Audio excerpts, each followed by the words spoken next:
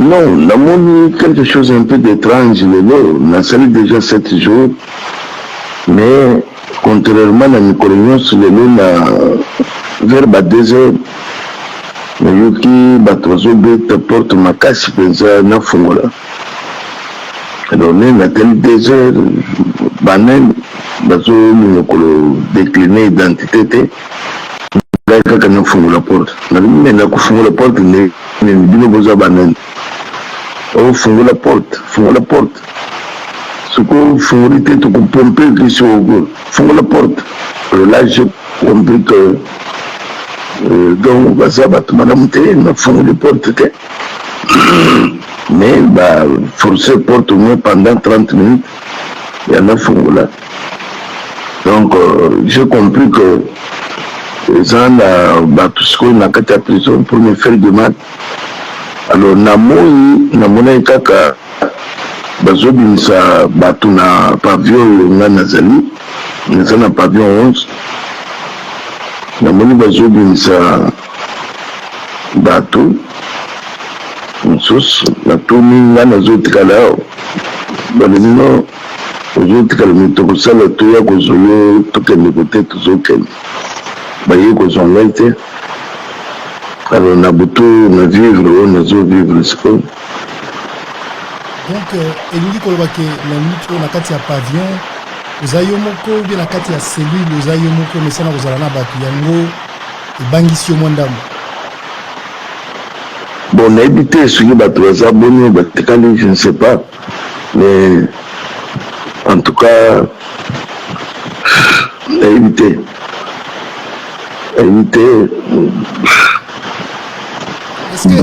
ya eloko bonani esalami te. Est-ce que eza na eloko moko oyo ezotinda yo obanga par rapport à la situation ndenge ovivre yango lelo? Non, kobanga comme tel en tout cas na motema na ngai naza nango te, mais seulement naza kodénoncer que ce qu'il y a des gens qui viennent dans ma vie puisque soki nafungolaka je sais pas eloko nini baninga basala. Donc c'est qu'il y a les infiltrés na kati ya prison. Alors prison eza esika oyo il faut ozala en sécurité et que omoni makambo oyo ndenge ozobisa biso uti komona est-ce que ezali na bato oyo yo ozosoupçonne ozokanisa ke balingi basala yo mabe na kati ya prison? Bon, je ne sais pas. Nabuto moyen na yo mona bango eza te, mais du moins je sais que derrière ce dossier c'est PPRD. Derrière tout ce montage, c'est PPRD. Mais qu'est-ce que... Alors maintenant... Oui. Derrière tout ce montage, c'est PPRD. Mais qu'est-ce que le PPRD a à voir avec viol au bazoko accusé na moto à porter plainte? Non, c'est pour la jeu les alukouta. C'est alukouta, va fixer audience, ils ont le même public. C'est un montage. Ils ont l'hôpital dans le sens que on a jugé pour la juger, on a mis devant le fait accompli avant procès nayo. Donc on a dit que makamunyo so bazo funda na plainte wana ils ont l'hôpital. Mais pour le moment, je ne peux pas entrer en ça. Pour le moment, Nazeli Kolobana ne vivra. Je préfère même que Nazala Karda m'a fixé.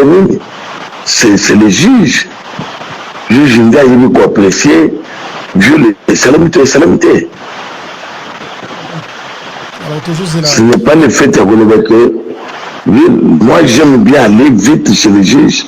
Le juge a le parce que souvent c'est le viol. Alors, mais justifier devant les gens, non. D'accord, on comprend ça et c'est votre droit.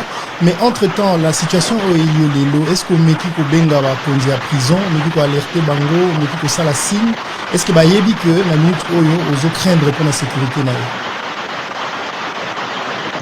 oui na meki ko benga libanda bato bayebi numéro ya basoda mwana nga moko ayebi bakomanda babengi depuis wana ata moko akomi awa te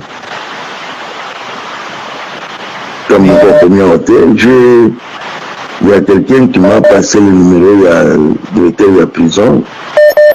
Alors, na bengi pe ils ont sonné, mais n'habité sur la salali.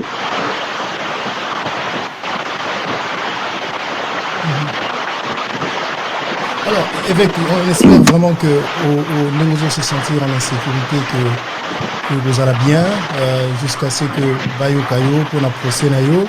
Mais pendant que vous êtes en prison, ils ont outre ça la déclaration de la famille à M. Laurent Désiré Kabila, de Ibrahim Kabila, que Aza pour soutenir Yo, Aza pour soutenir l'action Nayo.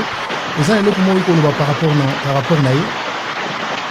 Non. En tout cas, pour le moment, je ne peux pas faire une émission. Pour le moment, moi, c'est le problème que je suis en train de vivre maintenant que je dénonce. Moi, je dénonce quelque chose qui vient de la Mexico, mais m'amener à une émission, vraiment, je suis un peu désolé. Si vous pouvez le limiter, nous avons dénoncé ce que vous allez bien que m'amener à une émission, je ne pense pas que je peux le faire. D'accord, c'est votre droit le plus légitime. Je respecte ce droit. Mais je voudrais quand même, avant au Kende, au Nobanaba, peut-être aux gens comme Roloba, rapport à la Congolais, de Swazolanda, peut-être, nous avons rapport à la sécurité, c'est ce que nous souhaitons. Non, mon problème pour le moment, que les gens puissent vulgariser le message. Il y a ce qui vient de m'arriver maintenant, c'est ce qui me préoccupe, c'est ce qui est important. C'est important. Puisque ce qu'on a formulé, je ne sais pas où il est là. Est-ce que pour qui l'issue ce qu'on a conclure pour rappeler Bissot et l'opinion où il vivre le pour conclure un chrétien à Bissot? Dans le but qu'on a été pour vivre quelque chose d'étrange, on a mon quitté. Vous savez que ils ont forcé porte, ils ont fait là à 2h du matin, des gens inconnus. Alors là, je comprends qu'il y a des infiltrés ici à la prison. Donc pour me faire du mal, c'est ce que moi je dénonce.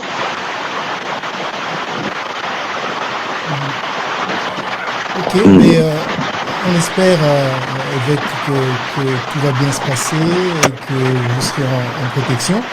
Bazar Rolanda on a minute Oyo et puis j'espère que ceux qui Balandi, Konzambo Kabaroyoka, Barolanda et puis pour sécuriser, pour souhaiter toutes les chances du monde pour aux avants sécurité et puis on va nous sur le bien. Merci beaucoup.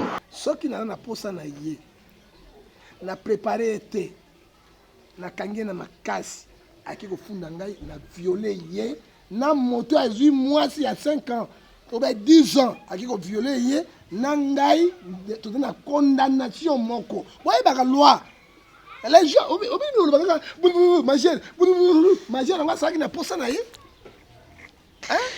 hein c'est ça le problème ouais ba loi on a vu sur c'est très capital hein il faut tout d'abord aborder na négocier na ye. On négocie na moi so bala. Mais oui, ada punda na yo. Mais c'est je te dis ada punda na yo te. Azali tracteur na yo te, il faut na négocier na ye, na travailler na ye, na aborder ye conscience naissale. Femme mariée, je te dis, na conscience les botangaka. Botanga mibe ko loi code de mariage na makambo nyonso. Soki kana ye na drink na ngai. Parfois on se sent la tanique na bedia. Maman, ce qui procurait la fille à Fundingaï, n'a violé ma femme à la maison, n'a condamné à 5 ans à 10 ans de service pénal. C'est ce que nous avons fait, ils ont été un peu majorité. Est-ce que ça a la conscience? Mami Chibola. Ça on a conscience là? Non. Akamati peut-être akamati nini à l'état. Akamati nini? Mukuna akamati saisie illégale ya document ya ndako ya bato illégal. Ya mobali ya mami. Ya mami. Mami pas sa deuxième femme. Mais ça deuxième femme mais balou ba bota bala basi bon. 7 8 9 10. Hein? Ozomona. Deuxième femme moi sinaye. Aboti ne pe mwana. Azali ndako moko. Hein? Premier bilan na oui ya bo fena ba vivre. Yo saisir ya. Ya mi balo yei ko intimider yé. Mukuna bakangi ye na likambo asali détention illégale ya ba document d'autrui. Ya mi balé o bakangi ye na likambo oyo mami asali yango na volonté na été. Makoma ina mutuka ndenge nini? Mais tant que zo luka eloko mama ngala za tribunal te. Oyo sa siko lingi ko sambi sangai na bimana makamwa jipa to tika ba juge ba sa musala ba. Parce que papa na église ne ba sage femme ya église na ye ba lobi ke eza biloko moko ba monter pour na pasteur na bango. Bon ko monter ezali problème te bandimi maka. Yo moi bandimi ta pasteur ya ndoki yo moi alimenter on a te ba plainte. Bandimi. Katuni yo alimenter on a plainte alimenter ba plainte ba pasteur ba ndoki. Azo boma bato bazo sala ba kiss na mama bandimi maka. Katuni yo bandimi maka. Ba kosa ba maka makambo. Oyi kama kokosa ngo. Hein? Est-ce que pasteur wana, prophète wana, agia mukuna te? Hein? Akufa to akufa te. Atika basi mbazo atika te. Atika yango siko ba kosa kama kama. Siko pourquoi mokando bakangi mukuna sa akangi yango. Eza ya mukuna. On vit de bomi mukuna. Faut dire la vérité, boko tombukela nini? Bon négocier na mami. Hein? Tanga sala ki makambo wana. Mami aza ko registrer. Hein? Tanga tuni na bito donc na biso na sans fil kuna. Ba tuni mukuna pas ça. Wana ndako sans fil na za ngolo kuta. Mami aba ndako sans fil ndenge. Hein? Parce que mami météo papa météo oui. Ya ndako na météo. Mami aba ki météo ndenge. Hein? Aba ka ndako na météo ni. Mami aza ko landela mokanda lopango. Ata sali ngai bo. Hein? Hein? Na landi bodio. C'est que grave bodio. Ndi asali yango te. Est-ce que benga ki ete? Abisa ki mami $1,500 te. Hein? Bazu téléphone wana te. Babina bien kuna zwa buka pango pesa likambe sila te. Ye moko alinga ki yango. So marche boko sala. Boko sala mobulu di ya kwa. Hein? Mo pasa mo kuna bakangela likamoni. Hein? Akangela likambo yo l'état boy yango. Bakangela likambo l'état boy yango. Hein? Ni likambo ya kabila yesima na makamoso yesima. Faut dire la vérité. Hein? Bible a dit dans 1 Thessaloniciens chapitre 4 verset 3. C'est que Dieu nous demande la sanctification. Des fruits et la débauche. Mais Galates 5, 19 il est là. Hein? Père le fruit du Saint-Esprit. Et le Galates 20 il est là. Hein? C'est ça. Tant que tu as dit total la contingence sur la kanino kunani. Mais papa yo lobi moi ça mukuna ko kipe ko porter le sous plainte ya na mami. Na mami parce que ça n'est pas dit terre mobile na. Est-ce que ko simba si? Ko simba loi justice oui. Parce que mami on lo banga mobile na violer nga. Mobile na violer était parce que hier ba ki moi si mobile ya bato yo tangana ki dépend. Quand tu avec la loi congolaise au sangala. Est-ce que ça peut tenir des marches wana? Tenir plusieurs fois. Na tini batinda te, musanza batinda ka bato te. Mais ce qui banga ba compliqué, mais ba compliqué na nzela wana. Hein? Ozomona ngala zana yo. Eko funa ngai. Ma président ko poser plainte. Mais ce que yo e ba kinde ngwa parce que mobile ya bato ce que mobile nanga illégal, abali nga légal. Juste quoi yo? Alors, papa, prophète Ngefa, Aza, confrère, Aza, papa Nabino, dans Mouninga Nabino, pasteur, c'est Likambo, Marie, papa, Aza, fautif. Est-ce que yo moko, aux hommes, on a dit que ça frappe ensemble parce que Bamisou Baolo, que ça frappe, il y a ensemble, on se manque pas de Dieu. Est-ce que l'évêque Moukou n'a pas manqué de Dieu? Mon l'évêque Moukou, l'église n'a au lieu de lieu saint, très saint. Oui, oui. Aloba, comment est-ce? Aloba. La Kabila Mbaboko. C'est là où Dieu abîme. Est-ce que c'est mon cœur de Dieu, c'est ça aussi? C'est ça, c'est qu'on ne se moque pas de Dieu. Mais dans le cas, Bobette la prophète Ngefa Maboko, on est allé sous monter. Bobette la prophète Ngefa Maboko, la lié très simple, Bobette la Nzambi. Bah, ok. Mais ce n'est pas prophète Ngefa. Mais qui est Kabila, moi, dans la spirituelle, malgré le chef d'État. C'est là où Dieu est là. Vous voyez, il y a un Nzambi. Ephésiens 5 verset 6 bakosaka nzambe te ndenge omoni frappe monene oyo ebetami totika bajuji na nzambe basala mosala na bango nakoloba mingi Est-ce que prophète Ngefa beaucoup ça la démarche parce que déjà bana bandala ba fidèle naie bazo tomboka pona keba ki ça la désordre. Désordre ça ba soda l'état, la force reste à la loi. Il peut à la population. Population ni au sale mais les gars de l'épée. Hein? La tout nio. Population ni au sale avec les gars fayu. Population ça les gars jamais bien. Hein? Bon luka makambetsika makambezate. Toti kanani. Hein? L'état ça moussa na e. Et là on a senga bato amuku na bo. Mami oti na epa muku. ACK. ACK, hein? Ba que na négociation na. Ye mami on va vendre dans hôtel. Mais quand boté dans hôtel parce que ba sécurité na e. Ba que na négociation. Alinga pe. Akolinga. Hein? Et puis muku na pas donc ça mikana na e, lopango ya bato. C'est ça le problème. Pour côté di bolo on est yango. Est-ce que Samba ya muku ne faut pas rendre au public donc à la télé? Muku na homme d'état te ba au public pour ça. Peut-être pour ba ba nouvelle. Pourquoi là on est malongé ko bima. Ba ba nouvelle là on nini ya malongé ko bima pas muku. Hein? Ba que ça libre aux hommes ils ont touché l'église. Ils ont sonné l'église. Tous autres défendent l'individu, tous défendent l'église. Moi je défends l'église, là on défend l'individu pour montrer que ça est faillible. Hein? Montrer que ça est faible. Hein? Prophète Ngefa. Yo zo lo ba we ba journaliste ba ya ke bela tsa so ba matoya. Oui, par contre, bino va jouer sa base boya ke belé. Oui, après on vient na bino. On va tirer absolument matoy. Tant on a laissé faire te aussi maté. So on a laissé faire, c'est bien bon na ngama ko. Mais so muto okanozo okaka papa. Hein? So muto okanozo okaka. Bible et lobi na likambo impudicité. Dans Jacques chapitre 4 verset 7. Hein? Alors bien on dit résister au diable, il fuira loin de vous. Et bien pour l'impudicité, fouiller l'impudicité. Hein? Parce que la femme a un pouvoir extraordinaire. Il faut la vérité. Moi, comprendre. Hein? Ah, moi, je comprends, la femme a un pouvoir extraordinaire. Donc, ça va pouvoir Samson. Hein? Abimsa, c'est à cause des femmes. Hein? Attention, attention, attention. Hein? Alors, ceux qui ont mis en batterie en côté, au Koya, Kaka, na oyo Bible zo bisabiso 1 Timothée chapitre 4 verset 3 c'est que dénouer la sanctification et fouiller la débauche.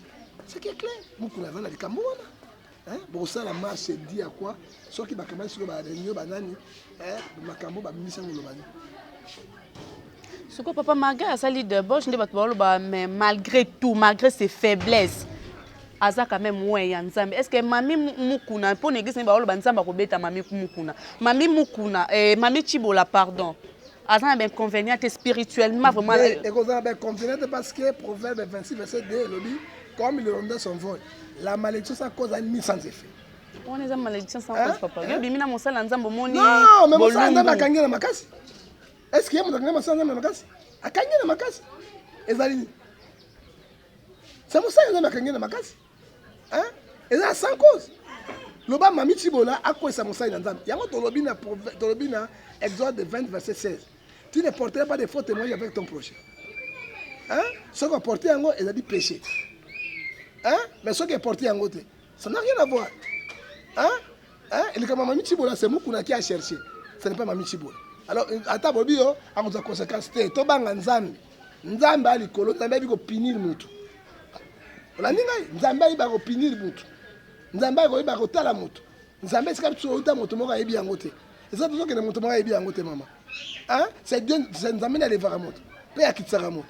So il n'a pas vraiment qui Moïse a Kundi et Motomoka qui a côté, il est capable de tuer tout le monde. Ok? Hein? On ne joue pas avec Dieu.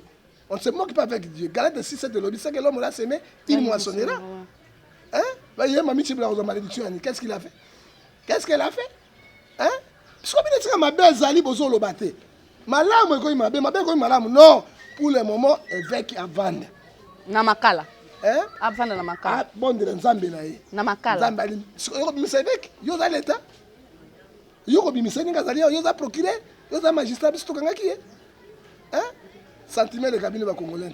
Mais papa o to ba ko kindo tala eh. Effectivement, à 2 semaines après 2 semaines tala eh.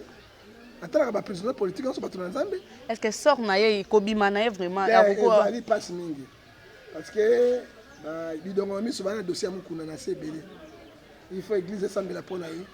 Bino, il faut vous sambela pona ye. Il faut bon de la pona ye. Ouais. Ngata makambe bimaki.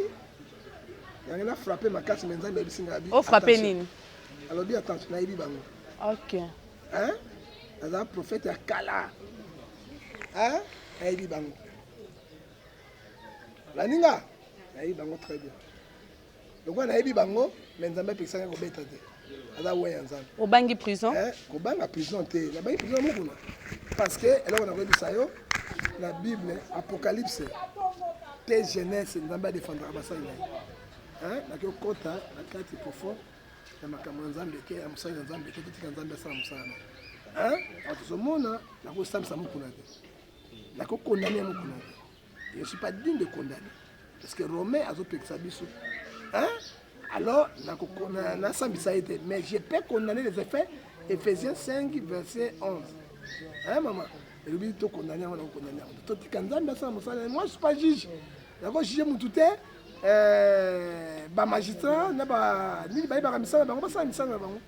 je suis un homme de Dieu. Donc, quand je suis un homme de Dieu, ma bise à la banda et bandela mukini ma bise à la mato baye ba kubanga nzambe basa ila nzambe na bo solo parce que nzambe mutabate ya biso na mona batebele balali bala mukiti so biso la muki na ngolo ya nzambe to leki grâce to leki bato na l'autre côté OK alors so que même na nzambe na maye na butu na ba deso ni mato so oji torche o chape na maye on na mbisa la lipongi na ponga ele moliwa motayi na mbele akate babomi. Il faut que bango nzambe atikala nzambe moto akotikala nzambe moto toyeba komi bongisi proverbe 12 elobi l'amour couvre toutes les fautes so kana na mami chibola ndenge bolingo nzambe amukana na nzambe mais comme il est non situation totale ya moto. Ok, alors prophète, il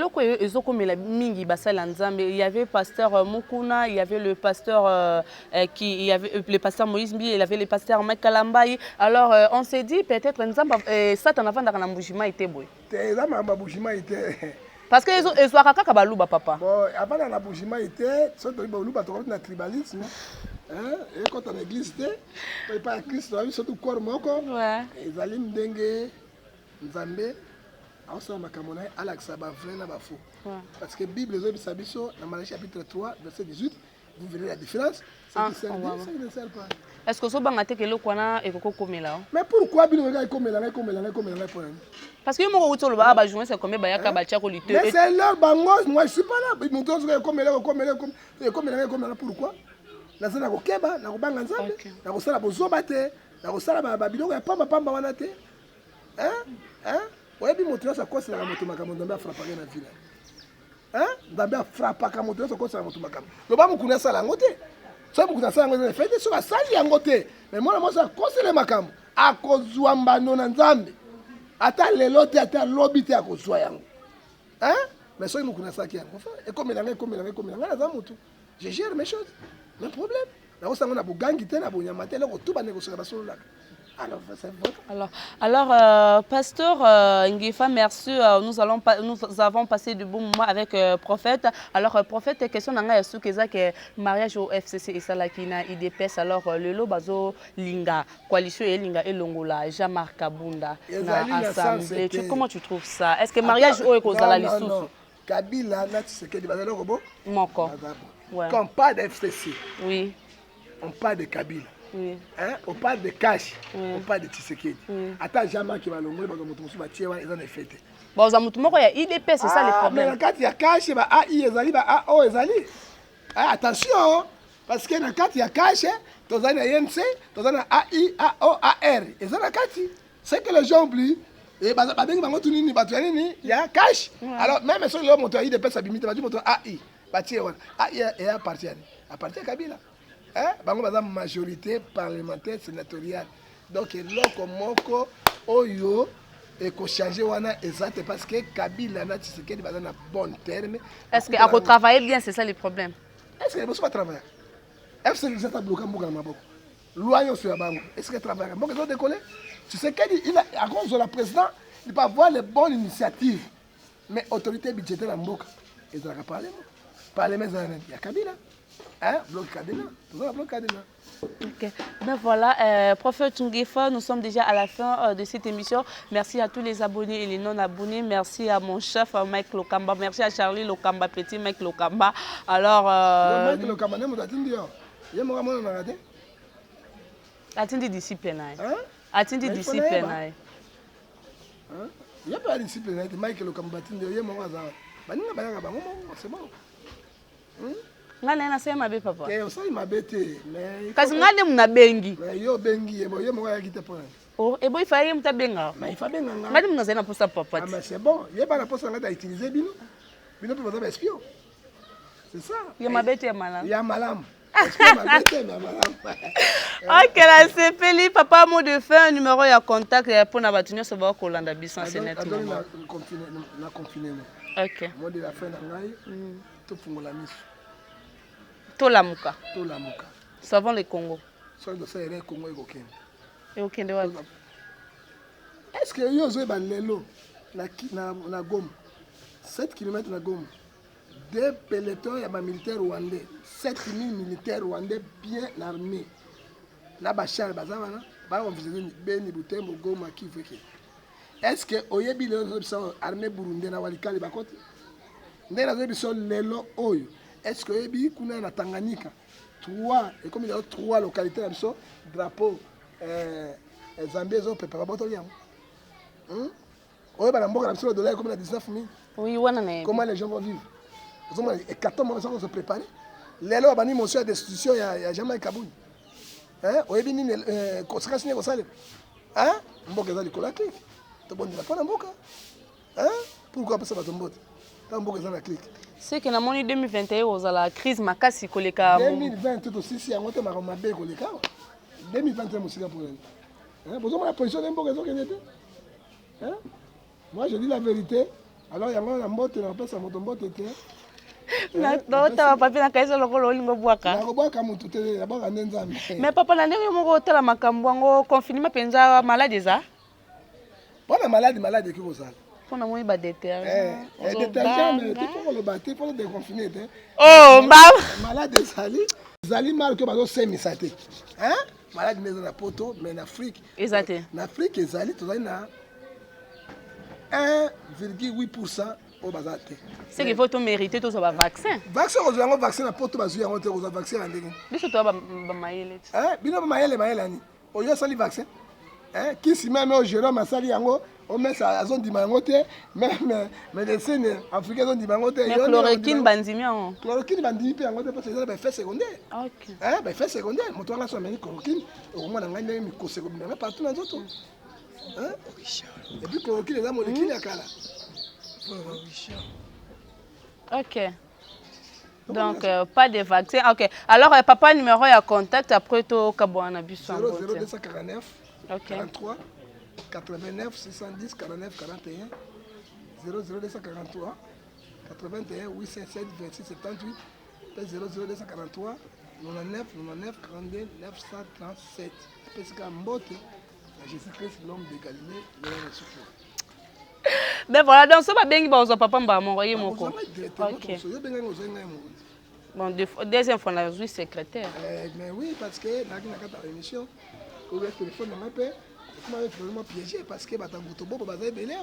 Ozoba. Il faut pas m'appeler le voilà. Mais oui, hein. Bible lobby dans Matthieu 10 verset 16.